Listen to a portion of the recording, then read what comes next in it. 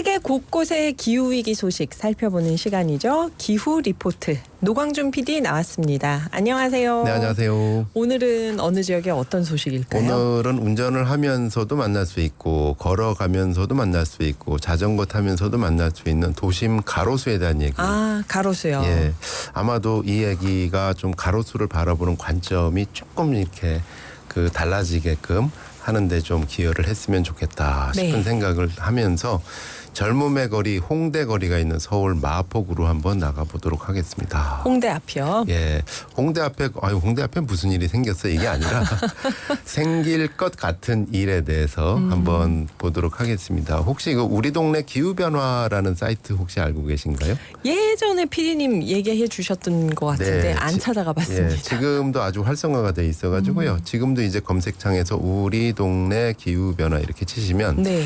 기상청의 이제 기후과학 데이터를 활용해가지고 우리 동네가 앞으로 기후변화 속에서 어떻게 변할까 이거를 나타내는데 홍대 거리가 있는 마포구 서교동의 기후변화 예측도 기상청에서 관측한 여기 예측도를 한번 펼쳐놓고 얘기를 시작해 보도록 하겠습니다. 보이는 네네. 라디오에 한번 그 그림이 나와 있습니다.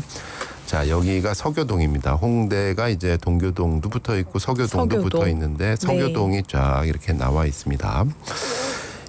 여기서 그래프에서 뭐 여러 가지 있는데 그냥 딱 빨간색 그래프만 이렇게 신경을 써주시면 돼요. 빨간색 그래프는 뭐냐면 지금처럼 우리가 온실가스 뿜뿜 계속 배출되는 게 줄어들지 않을 때, 그럴 때 서교동의 날씨는 어떻게 변할까인데 그래프 보시면 빨간색이 어떻게 되나요? 계속 상승하는데요. 계속 상승합니다. 아마도 2050년 정도까지는 뭐 이 정도는 뭐 하고 별 차이가 없어요. 근데 2050년이 지나면서 쭉쭉쭉쭉쭉쭉쭉 올라가면서 네네. 지금 마포구 서교동의 평균 기온이 한 연평균이 14도에서 15도 정도가 되는데 네. 2051년부터 16도를 돌파하고 2053년에는 17도를 돌파하고 2067년에는 19도에 진입하며 2080년부터 20도를 넘어섭니다.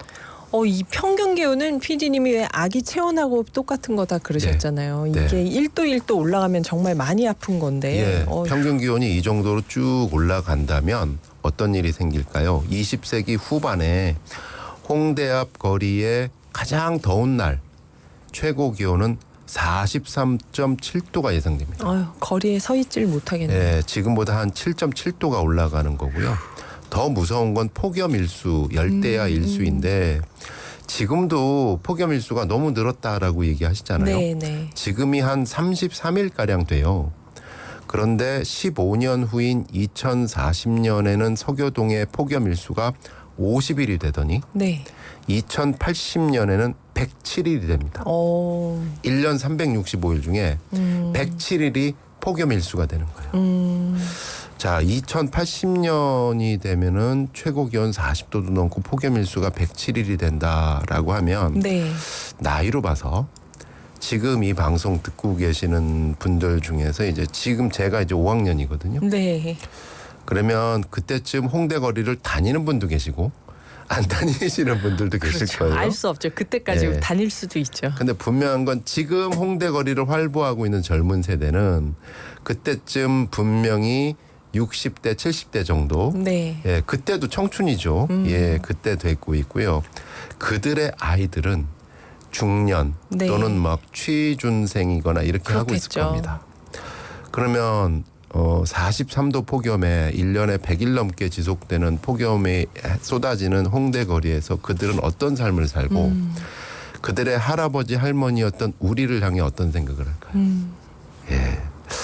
그런데 파란색 그래프를 보면 상황이 달라집니다. 네. 빨간색이 아니라 파란색을 보시죠. 파란색은 뭐냐면 우리가 노력을 해서 2070년까지 탄소 중립을 할 때 온실가스를 확실하게 줄인다라는 건데 사실 이것도 느슨하게 잡으신 거예요. 기상청에서. 사실은 네. 이 유럽 사람들이 보면 2070년 탄소 중립 장난해 이럴 거예요. 2050년 탄소 중립이 평균치고 이거보다 더 땡기겠다는 나라들도 네. 많이 늘어나고 있는데 어쨌든 지금보다 온실가스를 빡시게 해가지고 줄인다 우리가 라고 했을 때 파란색 그래프 보세요. 별 차이 없죠. 네. 지금하고 큰 차이가 없어요. 지금보다도 올라갈 건 맞는데 네. 2080년 홍대 거리의 평균 기온은 14.9도.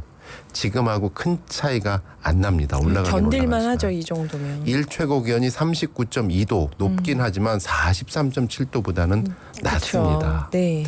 이래서 탄소 중립하자라는 얘기가 나오는 건데요. 네. 뭐 이거를 뒤로 하고 이거는 뭐 계속 드리는 말씀이니까 이렇게 뜨거워지는 도심이 지금도 뜨거운데 더 뜨거워지는 거리에서 우리의 유일한 희망은 뭐가 될까요? 현실적인 얘기로 나무. 가로수 그늘 아래가 될 겁니다. 네. 가림막. 나무 가림막. 네. 서울기술연구원의 통계 자료에 따르면 도심에 뜨거워진 열을 내리는 데 있어서 인공 그늘막보다 가로수가 훨씬 더 효과적이더라.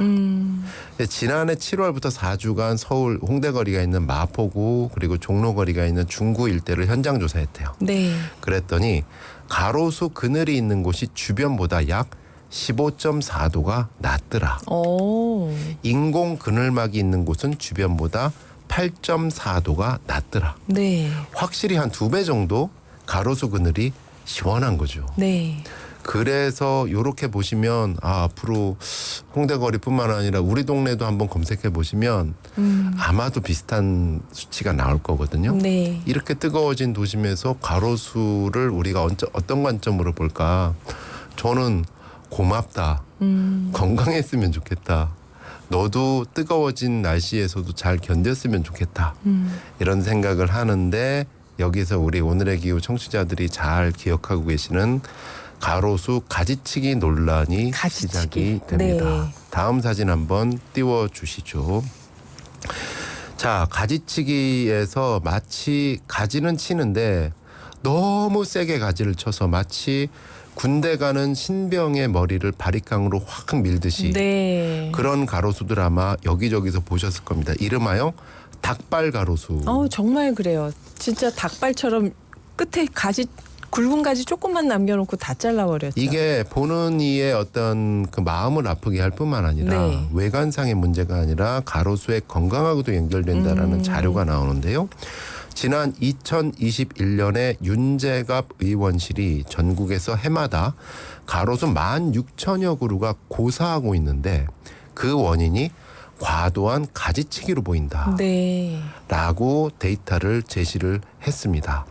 그래서 그 당시 서울환경연합 쪽에서는 서대문구 아현동, 강남구 신사동, 마포구 서교동 등이 특히 서울 곳곳에서 과도한 가지치기 작업이 진행되고 있다라고 자료를 냈는데 네. 이 2021년 전의 자료거든요. 네. 그러니까 지금은 개선이 됐을기를 좀 그때하고는 좀 상황이 다르다라는 걸 미리 말씀을 드리고요. 이게 근데 나무 건강에도 안 좋은 거면 지금 이거를 비용 때문에 일어나요? 이거를 이렇게 계속 하는 이유가 뭘까요? 첫 번째 이유는 안전 문제. 안전. 전깃줄에 걸린다. 너무 잎이 무성해버리면 전깃줄 걸린다. 태풍 오면 쓰러질 수 있다. 네. 실제로 아마 뉴스를 보시면 비가 오는 날이나 태풍을 앞두고 이 전기 합선을 우려를 해가지고 가로수 작업을 하거나 전기 작업을 하던 노동자가 뭐 쓰러졌다, 이게 위험에 처했다 이런 뉴스를 많이 보실 거예요. 네. 이게 가로수하고 연관되는 경우가 상당히 많대요. 그래서 공원 녹직과 직원들은 늘 한전과 충돌하고 부딪히고 논쟁을 하는. 네. 그러면서 조율하는 게 가지치기는 필요한데 어느 정도 수준까지 가지치기를 할 거냐. 가이드라인이 있어야 된다. 가이드라인이 있더라고요. 국제수목관리학회가 네. 전체 가지의 25% 이내에서 가지치기 할 것을 명시를 하고 있습니다. 맞아요. 이거 우리 나무 박사님들이 강조하셨죠. 25%. 환경부하고 국립생물자원관도 지난해 권고사항이긴 하지만 잎을 75%는 유지하도록 해라. 이게 권고사항. 25%만. 네. 근데 왜 현실에서 안 될까? 그럼요. 이거 뭐 75%를 잘라내는 것 같은데요. 제가 볼 여기서 땐. 깜짝 퀴즈가 나갑니다. 네. 깜짝 퀴즈 하나 내드릴게요. 여러분 이 퀴즈에는 상품이 있습니다. 도서. 힌트는 별로 없고 순간적으로 들어가는 겁니다. 자, 강전정, 강한 가지치기라고 하죠. 이 닭발 가로수 만드는. 또 약한 전정이 있습니다. 약하게 이렇게 머리 매만지듯이 살짝 이렇게 하는 거. 지자체에서 공사비 책정을 할 때 조경업체한테 강전정에 공사비를 더 많이 줄까요? 약전정을 할 때 공사비를 더 많이 줄까요? 그냥 얼핏 생각할 때는 강전정에서 많이 줘야 될 것 같지만 미용실 가면 살짝 하는 게 더 비싸잖아요. 사실. 미용실에서는 살짝 할 때가 사실 시간도 많이 들고 더 비용이 실력이 많이 있어야 든다 그래요. 되니까. 그리고 예. 조경업계에서도 약한 전정을 할 때가 더 사실 비용이 많이 든다. 아. 여러 번 해야 되고 아주 세밀하게 해야 되니까. 네. 그런데 지자체 공사비 책정은 어디가 더 많을까요? 1번 강전정, 2번 약전정. 1번 강전정 공사비는 어디가 더 많이 들까요? 2번 약전정. 네. 최근 조선일보 인터뷰를 한 도시조경업체 관계자에 따르면 공사비 책정은 강전정을 할 때가 약전정보다 1.5배 많다라고 합니다. 공사비는 강전정에 더 많이 주는 거네요. 그러니까 어떻게 보면 약전정을 할 때 더 돈이 많이 드는데 원가가 네. 공사비는 강전정을 하면 더 세게 받는데요. 그럼 다 강전정을 하겠지. 네, 이거. 그래서 조경업자의 말. 누가 이런 현실에서 약전정을 하겠느냐. 시간도 수고도 더 많이 드는데 받는 돈은 더 적으니 네. 누가 하겠습니까? 의외네요, 이게. 그래서 과도한 가지치기가 폐해를 막고 이게 나무의 건강을 해치고 네. 앞으로 뜨거워지는 도심에서 우리의 유일한 희망터가 될 수 있는데 열섬 효과를 막을 수 있는데 이러한 나무들을 쓰러지게 하는 이 지자체의 어떤 시행 지침 요거는 하루빨리 좀 고쳐야 될 부분이 아닌가. 그러게요. 이게 기후위기 대응하는 아주 현실적인 그런 우리의 대안이 될지도 모른다라고 조심스럽게 제안드려 봅니다. 거리의 탄소 흡수원 가로수입니다. 네. 오늘 추천하실 곡은요? 네, 예측하셨겠지만 이문세님의 노래 준비했습니다. 네. 가로수 그늘 아래 서면 네. 감사합니다. 노광준 PD였습니다. 4부에서 뵐게요.